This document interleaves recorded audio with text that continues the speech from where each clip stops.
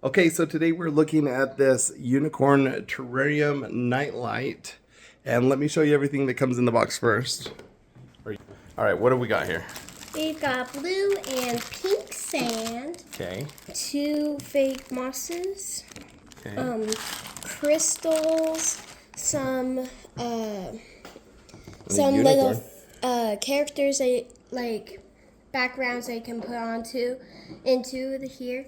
Here's the cap and here's the light. It needs 3 AAA batteries that don't come included, but we already put them in. And then the remote does have a battery that comes included. And then you can do fade, smooth. This is the one we like. Look, it'll change colors. And then there's even some timers.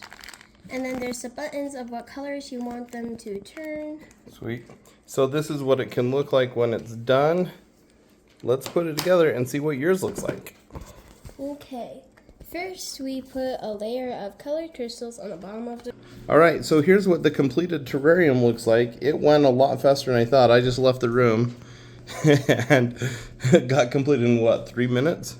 So it's not a long art project, but you can decide what it looks like, and then you can always move those pieces and change it up. And it looks really cool. Why don't let's drop the light.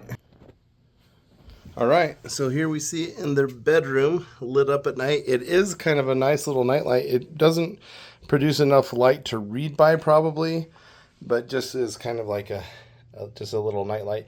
But with the remote, you can dim it, so it's not very bright at all, or you can make it a little bit brighter. Let's put it on white light, as bright as possible. Go to white. That's the W. White. Plus, plus, plus, plus. So that's going to make it as bright as it can. And that's... Oh, actually, that might be enough to read by. So, pretty awesome little terrarium. Check it out.